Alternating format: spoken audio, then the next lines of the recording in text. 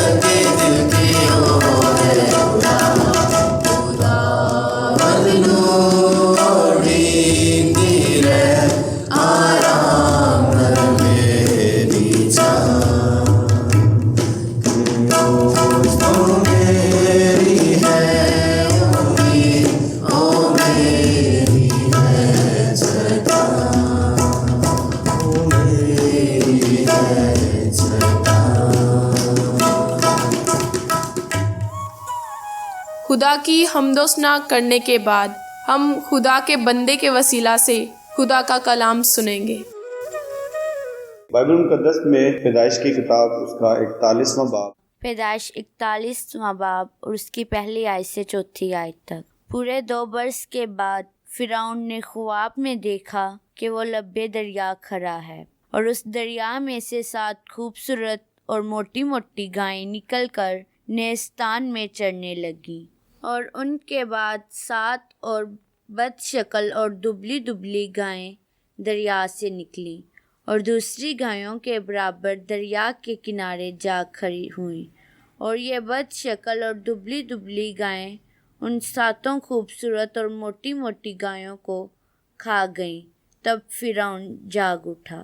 آمین۔ آج کے دن میں بائبل مقدس کا ہی ایک واقعہ ہے جس کو ہم کہانی کی شکل میں سیکھیں گے۔ بائبل مقدس میں پیدائش کی کتاب اس کا 41واں باب، اس میں ایک واقعہ بیان کیا گیا ہے کہ جس میں بادشاہ فرعون خواب دیکھتا ہے، اور اس خواب میں اس نے اس طرح سے دیکھا کہ ایک سمندر ہے کہ پانی کے اندر سے کچھ گائیں نکلتی ہیں کہ جو موٹی تازی ہوتی ہیں، اور اس پانی میں سے نکل کر وہ آگے ایک کھیت ہے جس میں جا کر وہ چرنا شروع کر دیتی ہیں۔ پھر اس کے بعد دوسری بار اس میں سے 7 گائیں نکلتی ہیں، کہ پہلے بھی 7 گائیں نکلتی ہیں، دوسری بار بھی 7 گائیں نکلتی ہیں، لیکن یہ جو تھی 7 گائیں جو بعد میں نکلتی ہیں یہ کمزور اور لاغر تھی، بدصورت سی گائے تھی۔ جو پہلے والی تھی ان کی نسبت بالکل یہ الگ تھی۔ تو کیا ہوا کہ جب یہ گائے جو بعد میں آتی ہیں، لاغر ہیں، کمزور ہیں، بدصورت ہیں، ان تک پہنچتی ہیں تو یہ ان کو کھا جاتی ہے۔ یہ خواب وہ بادشاہ دیکھتا ہے۔ پھر اس کے بعد اس نے دیکھا کہ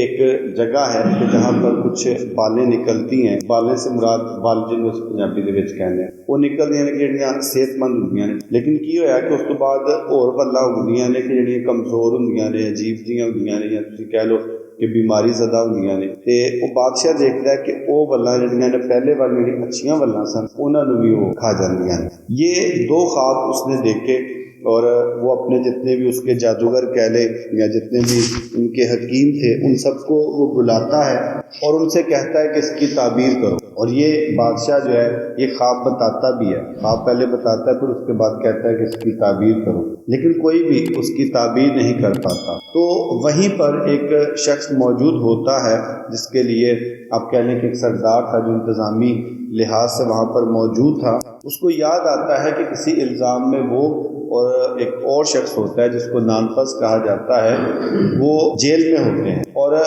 جیل کے اندر وہ کچھ خواب دیکھتے ہیں جو ان کی آزادی اور ان کی پھانسی سے متعلق ہوتے ہیں۔ جو شخص یہ بات بتا رہا تھا اس کے بارے میں اس نے یہ کہا کہ تیرے خواب کی تعبیر یہ ہے کہ تو دوبارہ سے اپنی جگہ پر بحال ہو جائے گا، اور دوسرے کے بارے میں یہ کہا کہ تجھے پھانسی ہوگی۔ تو ایسا ہی ہوا، لیکن ساتھ اس نے یہ کہا تھا جب تو اپنی جگہ پر بحال ہو تو مجھے یاد کرنا، اور اس بات سے وہ افسوس بھی کرتا ہے کہ میں نے اس کو یاد نہیں کیا، افسوس بھی کرتا ہے، اور ساتھ ہی ساتھ وہ بادشاہ کو بتاتا ہے کہ بادشاہ اس آدمی کو بلا، وہ تیرے خواب کی تعبیر کرے گا۔ تو پھر جیل میں سے، قید خانے میں سے یوسف کو لایا جاتا ہے، وہ اپنی حالت درست کرتا ہے، لباس پہنتا ہے، اپنی حجامت بناتا ہے اور بادشاہ کے سامنے پیش کیا جاتا ہے۔ جب وہ بادشاہ کے سامنے پیش کیا گیا تو بادشاہ نے دونوں خواب اس کو سنائے، اور سنا کر کہتا ہے کہ مجھے اس بات کا بھروسہ ہے کہ تیرا خدا اس کا ضرور جواب بتائے گا۔ یعنی پہلے اس نے کہا کہ تو مجھے جواب بتائے گا، تو وہ کہتا ہے جی میں کچھ بھی نہیں ہوں، خدا ہی ہے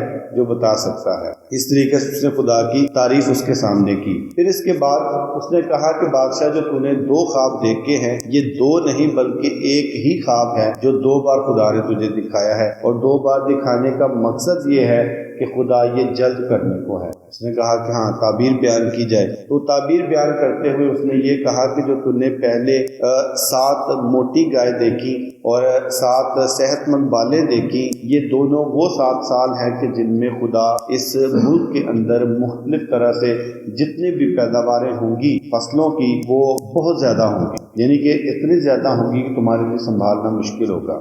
اور اسی دور کے اندر اگر تم بندوبست کر لو تو کر لو، اس لیے کہ جو بعد میں 7 گائیں نکلتی ہیں، 7 بالیں نکلتی ہیں جو کمزور ہوتی ہیں اور ان کو کھا جاتی ہیں، یہ وہ 7 سال ہیں کہ جن میں قحط پڑے گا، کال پڑے گا۔ اس نے کہا کہ اگر تجھے کوئی ایسا شخص مل جائے، ایسا منتظم مل جائے کہ جو ان 7 سالوں میں، جو پہلے 7 سال ہے کہ جن میں پیداوار بہت زیادہ ہو، وہ اپنے آگے ناظم مقرر کرے مختلف شہروں میں، مختلف علاقوں میں، اور وہ لوگوں سے جتنا بھی اضافی اناج ہو یا پیداوار ہو وہ اس کو سٹور کرتا جائے، اور 7 سالوں کے بعد جب قحط آئے تو اسی کو استعمال کیا جائے۔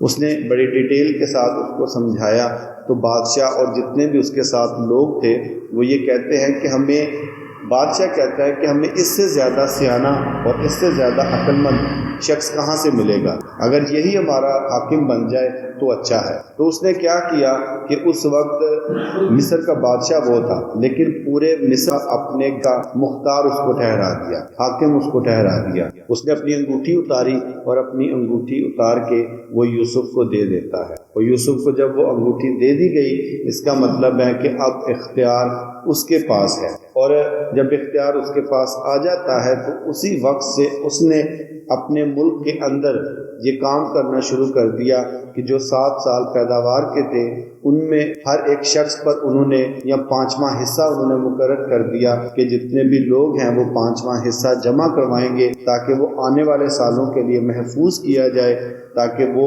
ہمارے پاس اتنا کچھ جمع ہو کہ ہم ان سالوں میں کھا سکیں، نہ صرف خود کھا سکیں بلکہ اتنا ہمارے پاس ہو کہ ہم دوسروں کو بھی بیچ سکیں۔ تو جو لوگ جمع کرواتے رہے وہ اسی طرح سے وہاں سے لیتے رہے بعد میں، لیکن جن لوگوں نے جمع نہ کروایا ان کو خریدنا پڑا۔ اب مصر میں تو جتنے بھی لوگ تھے وہ اس بات سے واقف تھے، حاکم جو تھا وہ واقف تھا اس بات سے، لیکن جو باہر کے لوگ، باہر کے ملک کے لوگ تھے وہ اس بات سے واقف نہ تھے۔ اور لکھا ہوا ہے انہوں نے اتنا زیادہ، یعنی کہ یوسف نے جو ناظم تھے انہوں نے اتنا زیادہ جمع کر لیا کہ ان کو اس بات کا بھی اندازہ نہ رہا، یعنی وہ حساب لگاتے رہے کہ ہم نے اتنا جمع کیا ہے، اتنا ہمارے پاس ہو گیا۔ ایک وقت ایسا آیا جب انہوں نے حساب کرنا بھی چھوڑ دیا، یعنی جو کچھ انہوں نے جمع کیا وہ بے حساب ہو گیا۔ جب یہ 7 سالوں کے اندر یہ سارا کچھ جمع کر لیا گیا تو پھر اس کے بعد 7 سال وہ آئے کہ جن میں بارشیں بھی نہ ہوئیں، یعنی آپ سمجھے کہ پیداوار کوئی فصل ہوئی نہیں ہے اور بالکل ہر طرف خالی خالی ہے۔ تو جو مصر کے لوگ تھے جن کو یہ حق حاصل تھا کہ وہ وہاں سے اناج لے کر کھا سکیں، وہ وہاں سے اناج لے کر کھاتے رہے، لیکن جو باہر کے لوگ تھے ان کو نہ تو اس بات کا پتہ تھا کہ اس طرح سے ہوگا۔ ہم لوگ بھی اسی طرح سے کرتے ہیں کہ جب ہمارے پاس کچھ زیادہ پیسے آ جائیں یا زیادہ ہمارے پاس پیداوار ہو تو اس وقت ہم یہ بھول جاتے ہیں کہ ایک ایسا وقت بھی آ سکتا ہے کہ جس میں ہمارے پاس کچھ بھی نہ ہو۔ جیسے گزرے 2 سالوں میں کرونا نے امیروں کو بھی ہلا کے رکھ دیا، انہوں نے کبھی سوچا بھی نہیں تھا کس طرح ہمارے ساتھ ہوگا۔ تو اس لیے جب یہ وقت آیا تو اسی دور کے اندر یوسف کا خاندان، یعنی کہ جو یعقوب کے 12 بیٹے تھے جن میں سے یوسف ایک تھا، وہ ملک کنعان میں تھے، اس کے 11 بھائی اور اس کا باپ۔ وہاں سے جو 10 لوگ ہیں وہ وہاں سے چلتے ہیں اور مصر میں آتے ہیں۔ مصر میں آ کر وہ ان سے کہتے ہیں جی کہ ہمیں اناج دو، ہم اناج مول لینے کے لیے آئے ہیں۔ وہاں پر جب وہ آتے ہیں تو یوسف اپنے بھائیوں کو پہچان جاتا ہے۔ جب اس نے پہچان لیا لیکن اس کے جو بھائی تھے انہوں نے اس کو نہیں پہچانا۔ وہ اس کو دیکھتے ہیں، ان کو اس بات کا اندازہ بھی نہیں ہوتا کیونکہ ان کو یہ تھا کہ مر کھپ گیا ہوگا، انہوں نے تو ایسے بیچ دیا تھا اس کو، لیکن یہ کہ یوسف پہچان جاتا ہے۔ وہ صرف اور صرف ان سے بات چیت کرنے کے لیے اور تھوڑا ان کو پریشان کرنے کے لیے وہ ان سے کہتا ہے کہ تم لوگ جاسوس ہو جو یہاں پر آئے ہو۔ تو وہ کہتے ہیں ہم جاسوس نہیں ہیں بلکہ ہم خاندان والے ہیں، ہم ایک ہی باپ کے 12 بیٹے ہیں۔ یعقوب ایک شخص ہے کہ جس کے ہم 12 بیٹے ہیں، جن میں سے ایک کا تو ہمیں نہیں پتا کہ وہ کہاں چلا گیا، لیکن ایک جو چھوٹا ہے وہ گھر ہے اور وہ یوسف کا بھائی تھا، تو باقی 10 لوگ ہم یہاں پر موجود ہیں۔ تو وہ کہتا ہے کہ نہیں، تم لوگ جھوٹ بول رہے ہو، اگر تم اپنی بات کو سچ ثابت کرنا چاہتے ہو تو جو بھائی پیچھے ہے اس کو بھی لے کے آؤ، پھر مجھے پتا چلے گا۔ 2 دن تک 3 دن تک وہ ان کو قید خانے میں رکھتا ہے اور اس کے بعد یہ کہتا ہے کہ ایسا کرو، میں تمہاری جان نہیں لینا چاہتا، نہ ہی جو پیچھے ہیں ان کے لیے کسی طرح سے میں تکلیف کا سبب بننا چاہتا ہوں۔ آپ ایسا کرو کہ ایک شخص کو ادھر رہنے دو، جو باقی لوگ ہیں وہ چلے جاؤ، اناج لے کے چلے جاؤ اور جا کر چھوٹے بھائی کو لے کے آؤ ساتھ۔ جب وہ جاتے ہیں ان کو اناج بھی دیا جاتا ہے، جو پیسے انہوں نے جمع کروائے ہوتے ہیں وہ بھی ان کو دے دیے جاتے ہیں، اور راستے کی گزر بسر کے لیے بھی ان کو پیسے دیے جاتے ہیں کہ تم اپنا گزارا راستے میں بھی چلا سکتے ہو۔ لیکن ان کو اس بات کا پتہ نہیں تھا کہ جو نقدی انہوں نے دی تھی، جو رقم انہوں نے دی تھی اناج خریدنے کے لیے، وہ اناج کے ساتھ ہی ان بوریوں میں بند کر دی گئی۔ راستے میں ان کو پتہ چلا کہ وہ اناج کا جو پیسہ ہے وہ اس کے بیچ میں ہی ہے۔ جب وہ گھر پہنچتے ہیں تو جا کر وہ اپنے والد کو بتاتے ہیں کہ اس طرح سے ہمارے ساتھ ہوا، جو وہاں کا حاکم ہے وہ ہمارے ساتھ بڑی سختی سے پیش آیا، اور وہ کہتا ہے کہ اس अपने छोटे भाई को साथ लेके आओ, वरना ये तुम्हारा भाई भी नहीं आएगा, तुम्हें अनाज भी नहीं मिलेगा। यानी कि यही माना जाएगा कि तुम जासूस हो। जासूस ना होने का यकीन दिलाने के लिए हमें किसको साथ लेके जाना पड़ेगा। पहले तो वो वालिद नहीं मानता, लेकिन फिर उसके बाद जाहिर सी बात है कि उसने मानना ही था, तो वो चला जाता है। जब वो जाता है वहाँ पर तो वो उसको देखता है, उसको देख कर खुश होता है, उनसे बातचीत करता है, लेकिन अभी तक वो उन पर जाहिर नहीं करता कि वो उनका भाई है, बिल्कुल भी उन पर जाहिर नहीं करता। फिर दोबारा से वो कहता है कि अपने वालिद को भी लेके आओ, और जब उसका वालिद उसके सामने आता है वो उससे मिलता है, रोता है, क्योंकि उसके वालिद ने हालांकि उसके भाइयों ने उसको ये यकीन दिलाया था कि वो मर चुका है, लेकिन वो मरता नहीं, वो जिंदा होता है। और यही उम्मीद उसके वालिद के दिल में भी जिंदा होती है कि वो जिंदा है। और जब वो मिलते हैं आपस में तो वहाँ पर एक ख़ास जुमला लिखा हुआ है कि जो याकूब है वो उस वक्त से कि जब वो यूसुफ उससे जुदा हुआ उस वक्त से लेके उस वक्त तक, यानी कि जुमले की खूबसूरती ये है कि वहाँ पे लिखा है कि वो रोता ही रहा, यानी इतना उसने दुख, इतनी तकलीफ उसने उसकी महसूस की। अब यहाँ पर जो सीखने वाली हमारे लिए बात है इन ख्वाबों के ज़रिए से, ये इस वाक़े के ज़रिए से, वो ये है कि आपकी हालत कैसी भी हो, आप कैसी भी हालत में हो, आप एक मजदूर हो, आप कैद में हो, कहीं पर भी हो, दो चीज़ें कभी भी ना छोड़ो। जो आपके अंदर सलाहियत है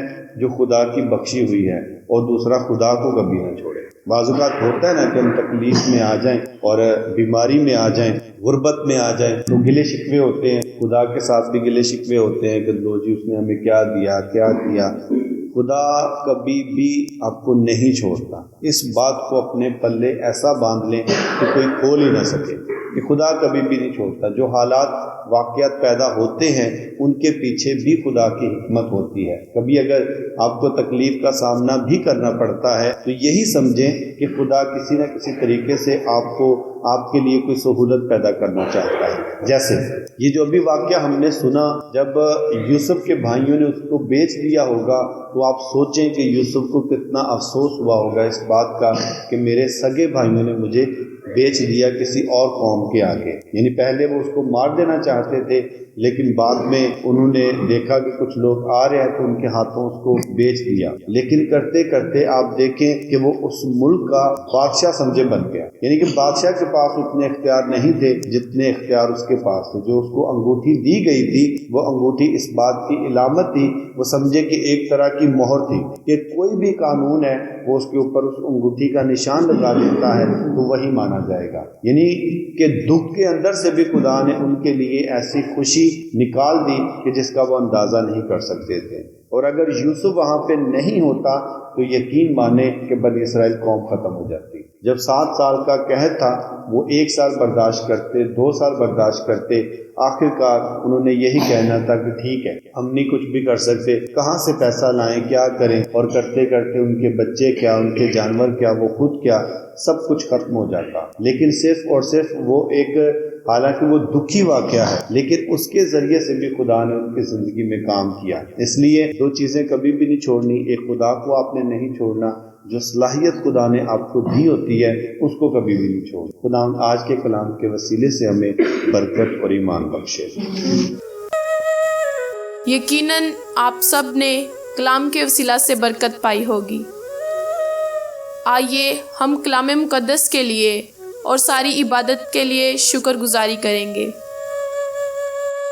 और यहाँ मौजूद लोगों के लिए और ऑनलाइन सुनने और देखने वालों के लिए दुआ करेंगे और बरकत चाहेंगे। बुजुर्ग आसमानी बाप, हम तेरी शुक्रगुजारी करते हैं आज के दिन, इस वक्त और इस लम्हे के लिए जो तूने हमें बख्शा कि हम तेरी हम्द करें, तमजीद करें और तेरे नाम को धन्यवाद कहें। शुक्रगुजारी करते हैं आज के खूबसूरत कलाम के लिए जो हमारी ज़रूरत के मुताबिक हमें बख्शा गया। दुआ है कि ये फलदार साबित हो और हम 30 गुना, 60 गुना और 100 गुना फल लाने वाले हों। शुक्रगुजारी करते हैं इबादत में शामिल तमाम लोगों के लिए जिन्होंने तेरी हुजूरी में आना अहम समझा। इन सब के लिए तेरी बरकत, सलामती और ईमान में बढ़ोतरी की दुआ करते हैं। इसी तरह शुक्रगुजारी करते हैं उन सब बहन भाइयों, बच्चों और बुज़ुर्गों के लिए जो ऑनलाइन इस इबादत में शामिल होंगे। ان سب لوگوں کے لیے تیرے حضور سے برکت، سلامتی اور ایمان افروزی کی دعا کرتے ہیں۔ دعا کرتے ہیں ان سب لوگوں کے لیے جو بڑے ایمان کے ساتھ اس عبادت میں شامل ہوئے تاکہ اپنی بیماری، کمزوری سے نجات پا سکیں، اور اسی طرح آن لائن بھی جو ایمان کے ساتھ شامل ہوتے ہیں وہ شفا پائیں، اور تیرا یسوع نام ان سب کی زندگیوں میں عزت اور جلال پائے۔